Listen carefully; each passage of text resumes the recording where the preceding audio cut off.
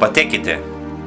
Край реката те са стотици и всяка от тях те приканва за среща с красивото и непознатото.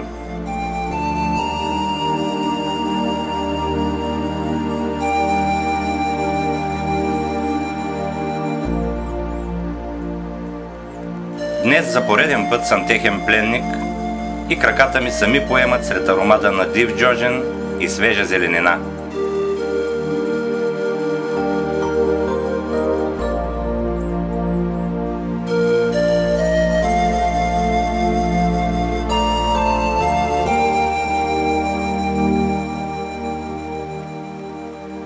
Кой знае защо, в главата ми се върти стих от стара песничка от студентските ми години. Разгръщам буренясалия скат и търся свое място за огнище. Предлагам ви да потърсим това приказно местенце заедно, като се доверим на крайречната пътека.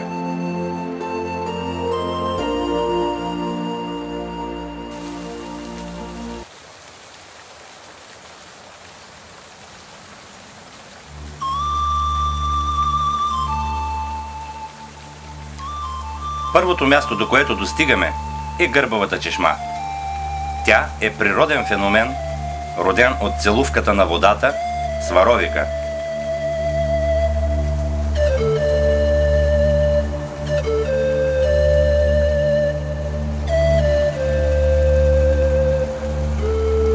Изворът е високо горе в скалите и оттам потокът, противно на очакването, поема не надолу по стръмния склон, а се спуска по тесния ръб на скалното ребро. Провира се между камъчета и листа, за да образува в края му грабващ окото водопад.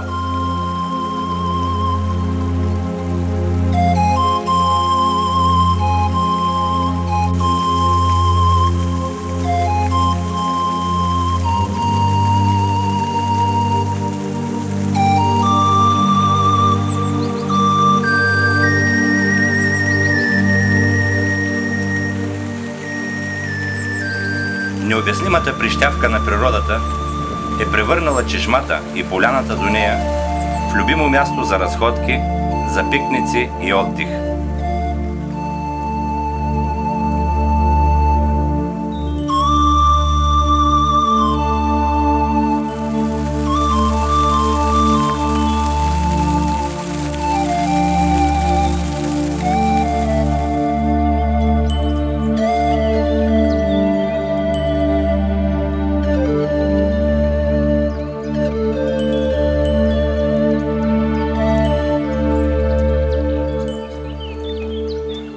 Този живописен път отива до село Богомолско. След село Богомолско асфалтови пътища вече няма и ние ще продължим към сърцето на лунната долина по горски пътеки.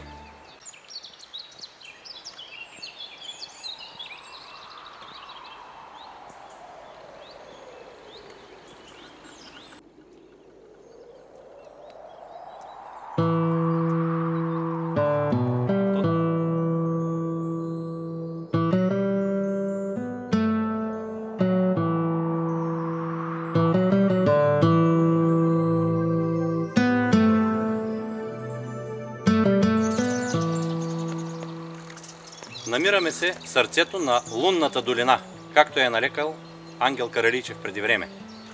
Тази къща зад мен допреди 3-4 години живееше бай Стефан.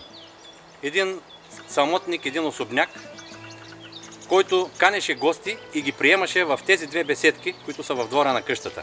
Беседките бяха нещо като приемна. Там имаше дивани, там имаше табуретки, там имаше и библиотеки с книги.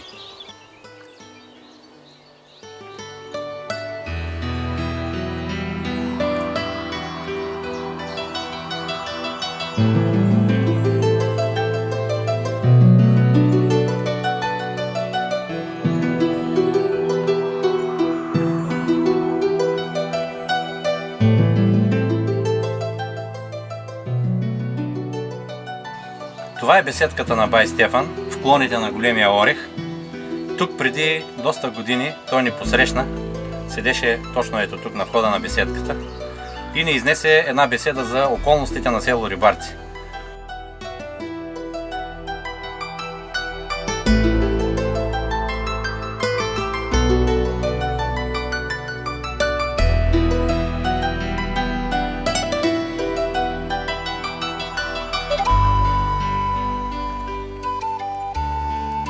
В началото нарекох Рибарци махала. Сега се хващам, че го кръстих село. И аз не знам къде е истината. Знам само, че това са 3-4 останали къщи сред дърветата, до които води издълбан от булдозер горски път. Постоянно живеещи хора тук няма. Няма да намерите селото и на картата.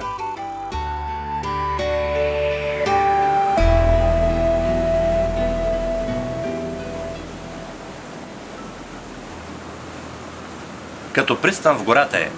И освен красотата, която е видна, мястото и околностите му са заредени с много история. За разчитането и описването й обаче, държавата от години не хае и от това се възползват и манярите, като копаят безнаказано в района.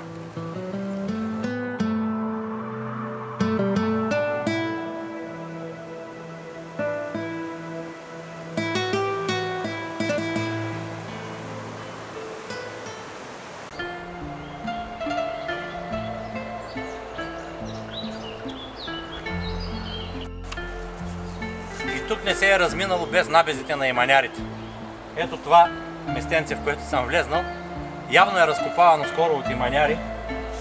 Този зид не е оригинален, реден е от иманярите, но това тук е оригинален зид от времето, в което са правени манастирските комплекси тук и църквите. Тези камъни, подредени по този начин, си личи явно, че са автентични. Ето това зад мен е портата между скалите, през която е минавала пътеката за манастирския комплекс над Сребърния вир. Сега ще минем през портата на излизане в обратна посока, но преди това ще ви покажа един автентичен кръст, който е издълбан горе в скалата.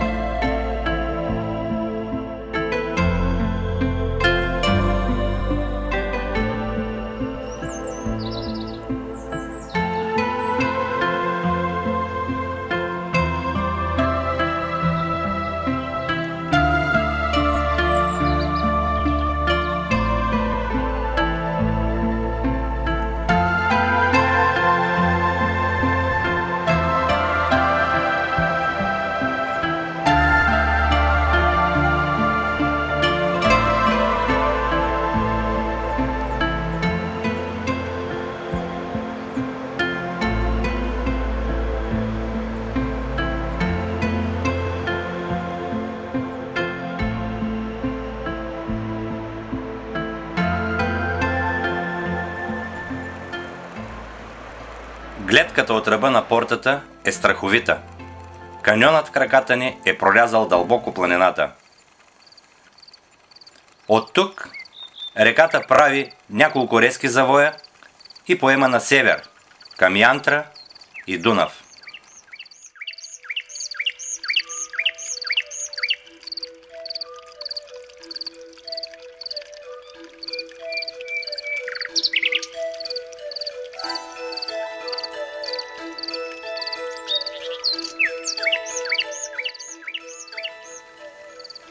А нашата пътека продължава през люлеци, пенливи потоци и горски цветя на юг, към Римския мост.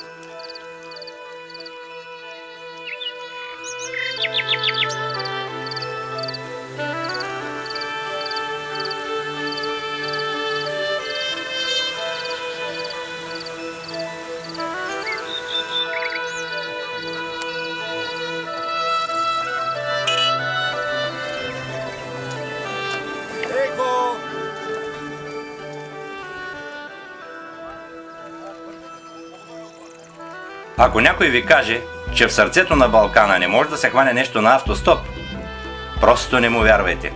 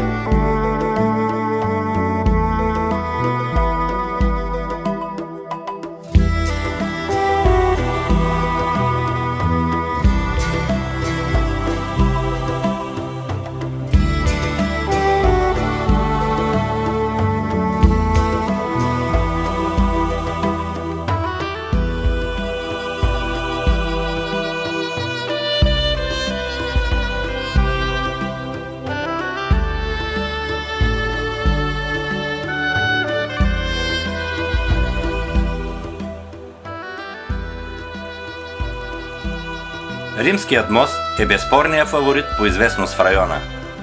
Съграден е в по-късна епоха, но тъй като лежи на стар римски път, е възприел и това име.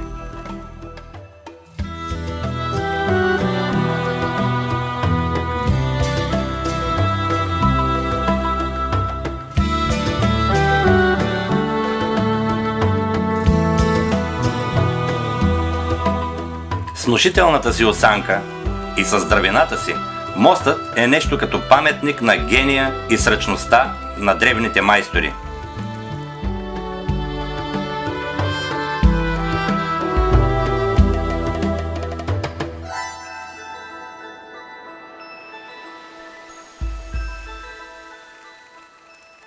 Факт е, че за разлика от повечето съвременни подобни съоръжения по поречието, които бяха отнесени от придошлите води, Римският мост е непоклатим, макар възрастта му да се измерва не с години, а с векове.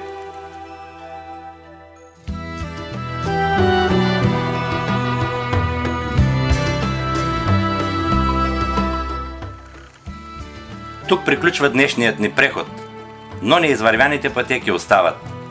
Затова нека на раздяла си пожелаем до нови срещи край брега на старата река.